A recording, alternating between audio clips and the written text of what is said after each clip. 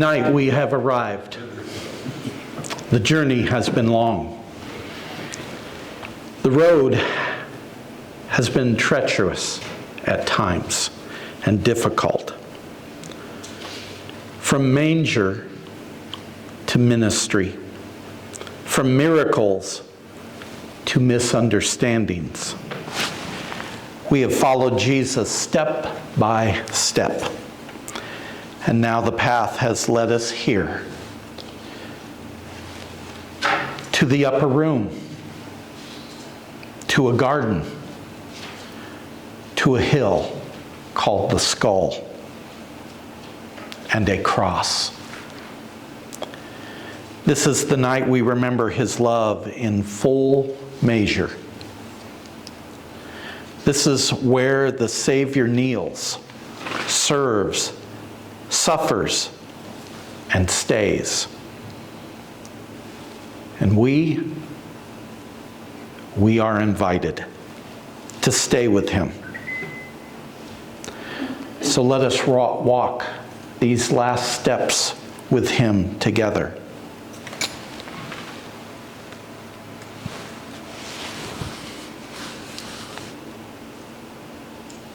And she gave birth to her firstborn son, and wrapped him in bands of cloth, and laid him in a manger, because there was no place for them in the inn. Jesus came into the world the same way we all do. Naked, vulnerable, crying. But make no mistake, this baby wasn't ordinary. He was the Son of God, wrapped in human skin. And from the moment of his birth, his direction was clear: the cross. Jesus didn't come to avoid suffering. He came to redeem it, to walk through it, to meet us in it. Even at birth, Jesus was already on the road to Calvary. While Jesus hung on the cross, he cried out, "Father, forgive them, for they do not know what they are doing." The cross was already in his future, and the forgiveness was already in his heart. Jesus didn't avoid the pain. He entered it for us. I invite you now to quietly focus and silently focus on what that means to us, what that means to you.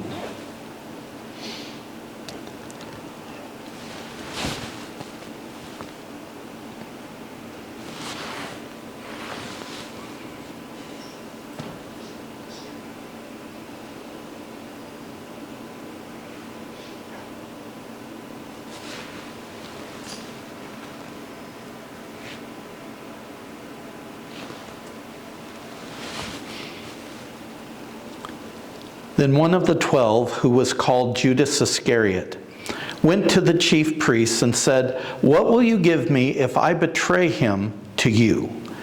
They paid him 30 pieces of silver. And from that moment, he began to look for an opportunity to betray Jesus.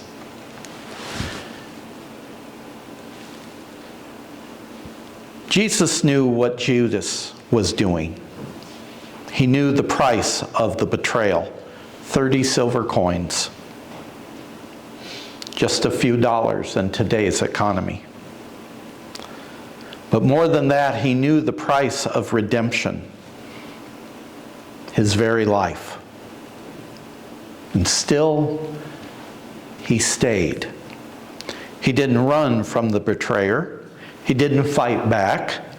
He didn't post something snarky on social media about Judas. He offered himself. Jesus offered himself willingly. This is because love isn't proven in comfort. It is proven in pain. And while Jesus hung on the cross, he called out to one of the thieves hanging there with him, "Today, you will be with me in paradise." And even while being betrayed, Jesus was preparing a place of belonging. Jesus was betrayed and still chose to bless. In these moments of silence, reflect upon Jesus' choice.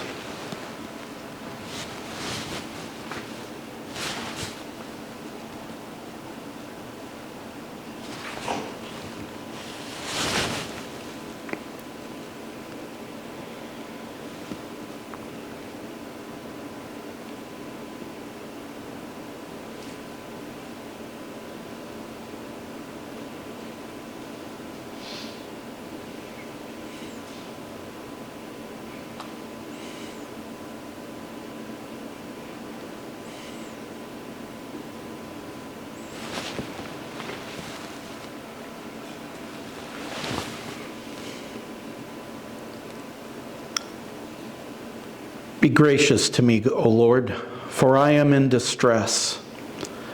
My eye wastes away from grief, my soul and body also.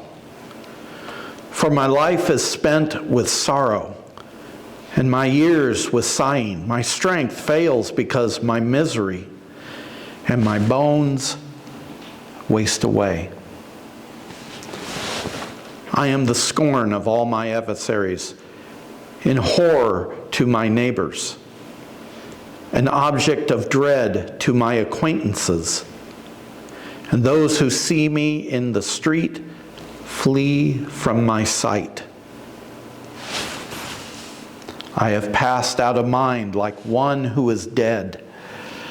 I have become like a broken vessel, for I hear the whispering of many that are in terror all around me, as they scheme together against me, as they plot to take my life. But I trust in you, O Lord. I say, you are my God.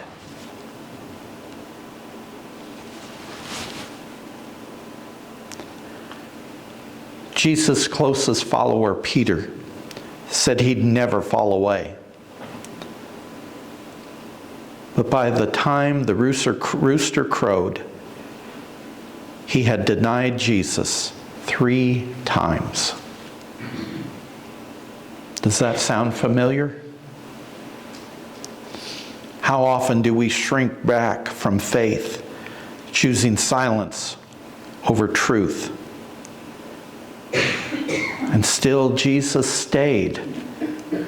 He didn't quit on Peter, and he does not quit on us. Even in denial, grace waits for restoration. He continues to build bridges, connections, and relationships that we often overlook or resist. And as the psalm said that we heard from Psalm 31, Jesus knew the pain of rejection and denial. But even in the midst of that, he continues to build hope. Jesus continued to speak on the cross. In the midst of his pain and suffering, he considered his mother and his closest follower, John. And he spoke to her in his dying words, "Woman, here is your son," as he pointed towards John, as he looked towards John. And as he looked at John, he spoke to him and he says, "Here is your mother."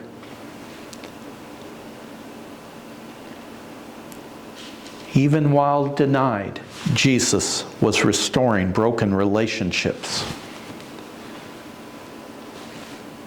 Jesus doesn't deny us.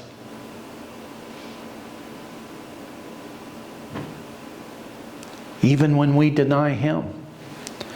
But he does promise, if we will not share his name before others, he will not share our name before the Father. In this silence, where do we deny Jesus?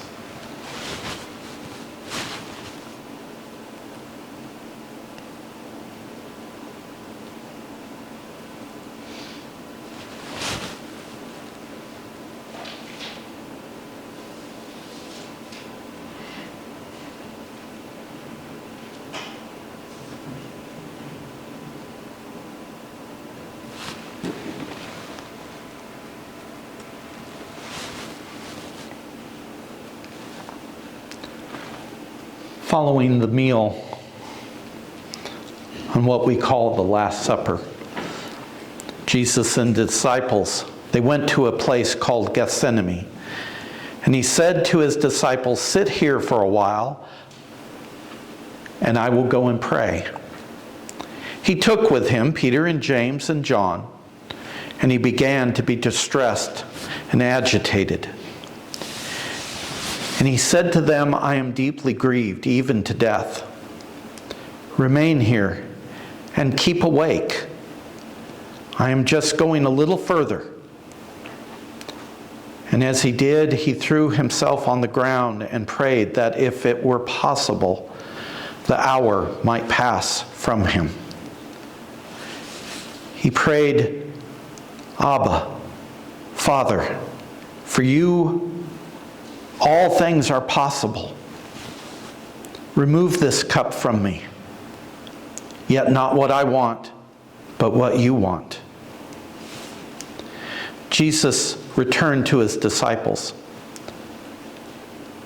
and he found them sleeping. And he said to Peter, "Simon, are you sleeping? Could you not keep awake for at least an hour? Keep awake and pray that you may not come into the time of trial. The spirit is indeed willing, but the flesh, it is very weak." And again he went away and prayed, saying the same words. Once more he came and found his followers, his disciples, sleeping, for their eyes were very heavy, and they did not know what to say to him. He went back and he prayed again. And one more time he came a third time and said to them, "Are you still sleeping and taking your rest? Enough. The hour has come. The Son of Man is betrayed into the hands of sinners."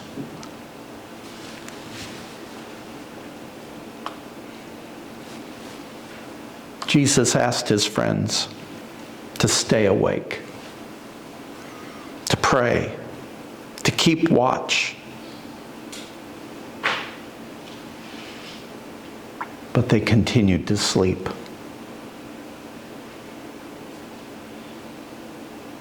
And in that garden, under the weight of the coming sorrow, Jesus stood alone. Alone in agony, alone in prayer. And yet, he continued to stay. He didn't walk away from the lonely road, because that's the road that will lead us home. Once again, while on the cross, even there, Jesus cries out in his aloneness, my God, why have you forsaken me?" Jesus faced the silence so that we would never be alone. In this time of silence, we are not alone. What are we thinking right now? What's on our mind? What is it you are considering in your life at this time?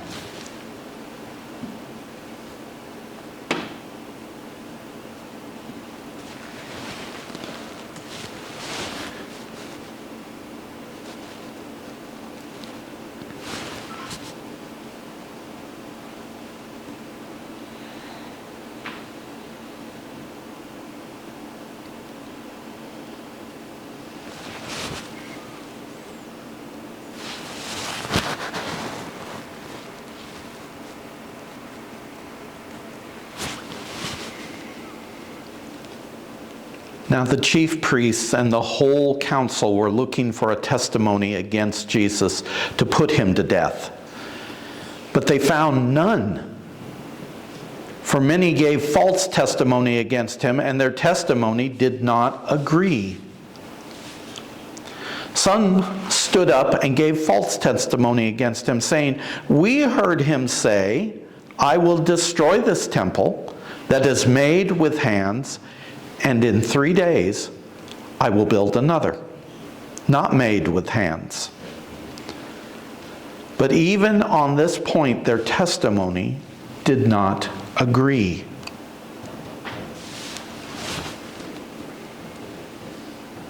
The false witnesses lined up.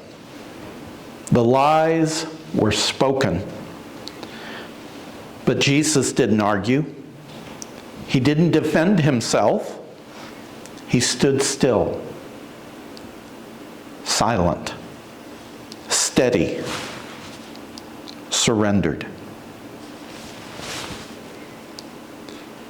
This is because the truth didn't need to shout. The truth needed to save. Jesus was falsely accused, so we could be truly forgiven.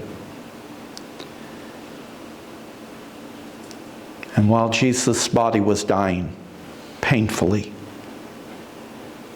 he became thirsty and spoke out and said, "I am thirsty." This was not just the thirst of a dying man, but the thirst of one who took our judgment.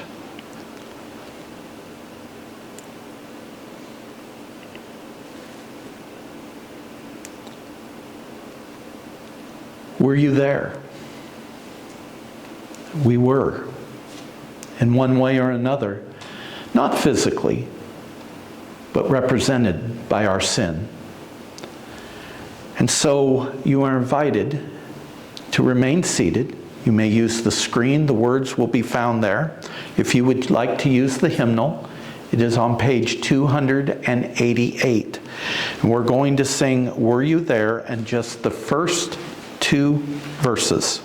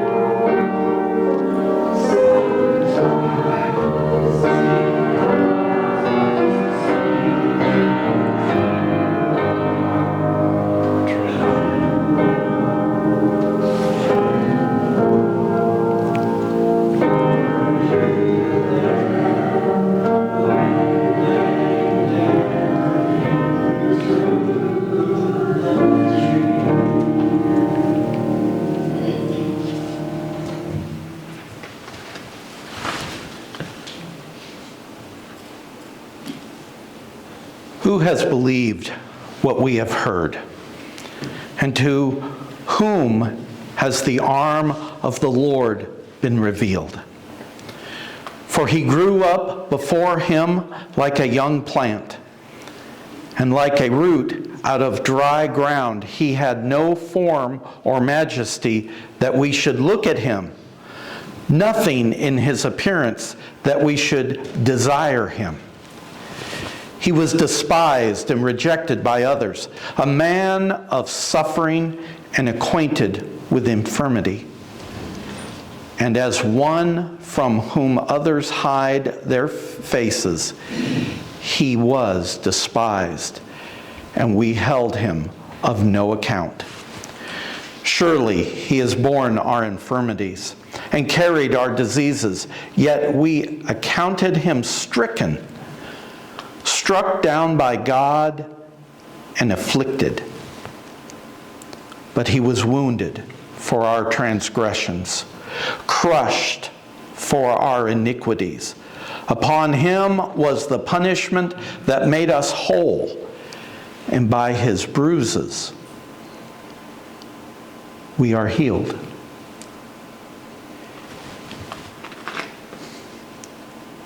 He was pierced, crushed, wounded.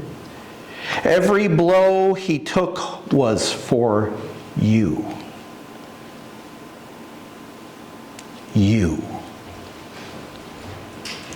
Every stripe on his back spelled mercy. Jesus didn't suffer by accident. He suffered by choice. Because only through his wounds could we be healed, he took our place so we could take his promise. Jesus has accomplished what we could never do, and with his words, he cried out on the cross, "It is finished." Not, "I'm finished," but "it's finished." The price was paid in full. It is truly what those words mean. Paid in full. Your sin paid in full. He was wounded so we could be whole. As we prepare ourselves to hear this next song that will be sung for us, as we listen to the words, is it our desire that Christ will lead us to the cross? He has paid what we could not pay, but he calls us to the cross.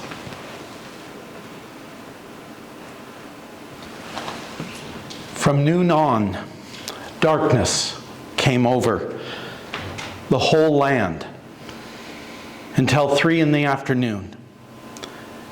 Then Jesus cried out again with a loud voice and breathed his last.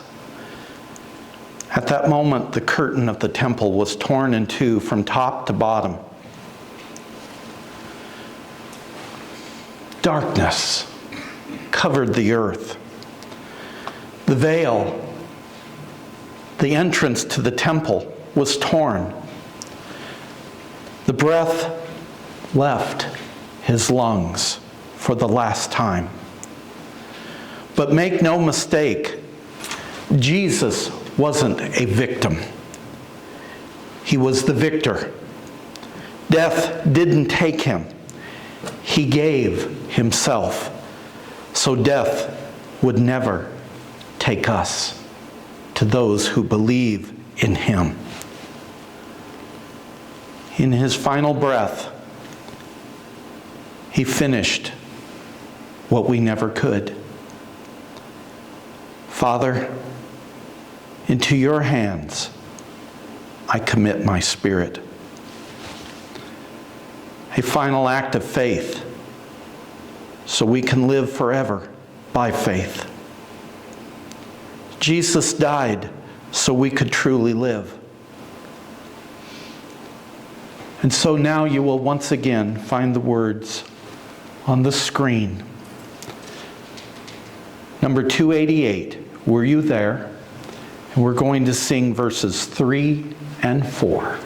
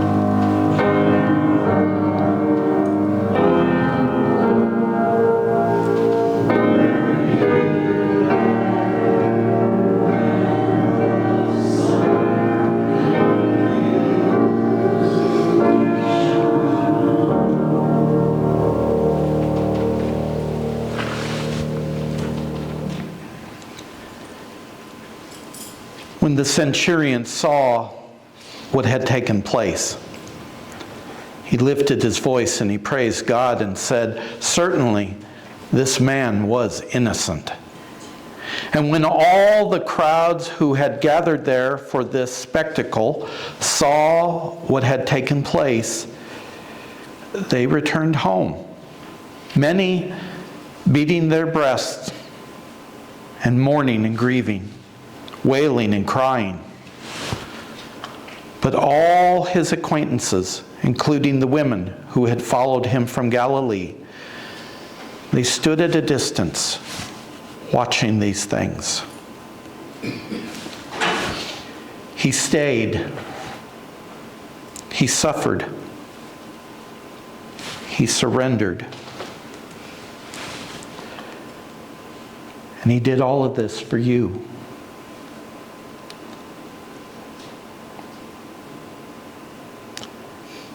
Let the silence that follows say the rest. When you are ready, when you are comfortable, at any moment, you are welcome to exit. But we ask that you please exit in silence, and please do not confer with anyone or conversations with anyone until you're outside of the building. As we go, remember him this night. God bless you. We will gather here at 8:30 on Sunday morning. Go in peace.